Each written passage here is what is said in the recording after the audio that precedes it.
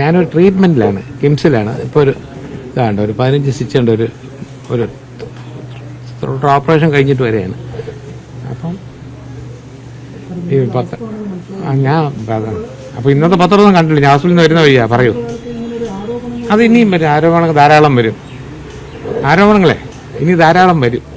കാര്യം ഇതിൻ്റെ പുറകിൽ പല ഉദ്ദേശങ്ങളുള്ളവരുണ്ടാവും, പൈസ അടിക്കാനുള്ളവർ, അല്ലെങ്കിൽ മുമ്പ് അവസരങ്ങൾ ചോദിച്ചിട്ട് കൊടുക്കാതിരുന്നവരുടെയൊക്കെ എല്ലാവരും പുറത്തു വരും. പക്ഷേ ഇതിനൊരു അന്വേഷണം ആവശ്യമാണ്.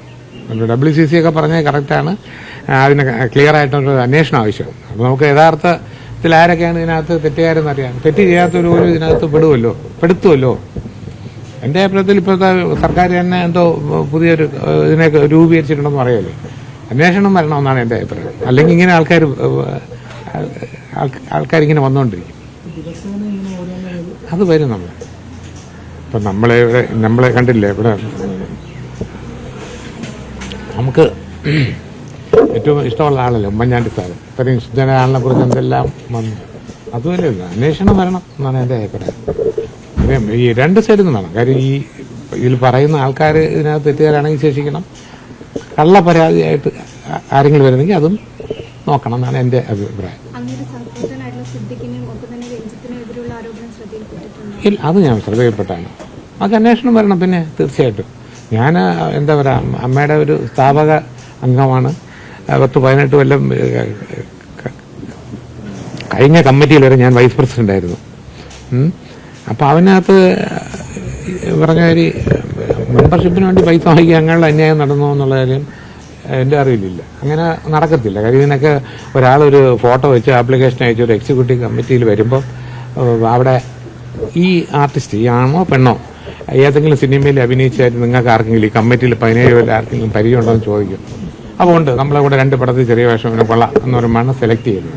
അതിനുശേഷം മാത്രമേ എവിടെ നിന്ന് ഈ പറഞ്ഞ ഒരു അങ്ങനത്തെ ഫീസ് കളക്ട് ചെയ്യുള്ളൂ. അങ്ങനെയൊക്കെ പ്രൊസീജിയേഴ്സ് ഉണ്ട്. അതുകൊണ്ട് ഒരു ഔട്ട് ഓഫ് ദ വേയിൽ ഒരാളവിടെ അങ്ങനെ കയറ്റാൻ പറ്റുമെന്ന് എനിക്ക് തോന്നുന്നില്ല.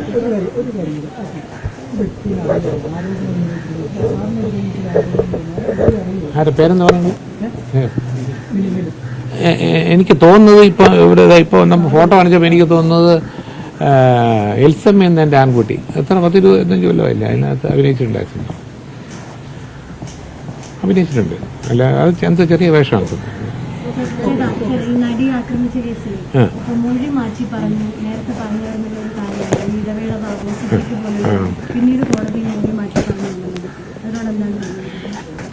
ഇടവേള ബാബു ശ്രദ്ധിക്കുമെന്നുള്ളതല്ല. ആര് പറഞ്ഞാലും അന്വേഷണം വരുമ്പോൾ എല്ലാ കാര്യങ്ങൾക്കും ഒരു സുതാര്യത വേണം. സത്യസന്ധമായിട്ട് ഇത് കണ്ടുപിടിക്കാനാണ് എൻ്റെ അഭിപ്രായം. രണ്ടായാലും ആണിൻ്റെ പക്ഷത്തുനിന്നായാലും പെണ്ണിൻ്റെ പക്ഷത്തായാലും ഇത് കാര്യം ഇത് ഇവരൊക്കെ WCC ഒക്കെ വന്ന് കൊണ്ടാണ് ഇതിനൊരു ശക്തി ഉണ്ടായതും ഇങ്ങനെ ഒരു കമ്മീഷനെ വെച്ചതും അന്വേഷണം വന്നത്. അപ്പം 100% ശരിയാണ്, അന്വേഷണം വേണം. ഓക്കെ, ഞാൻ തെറ്റുകാരനാണെങ്കിൽ NICC എന്ന് പറയും. എനിക്ക് വയ്യാത്തതുകൊണ്ടാണ് അതിനെ ശ്രദ്ധിക്കുന്നത്. സോറി.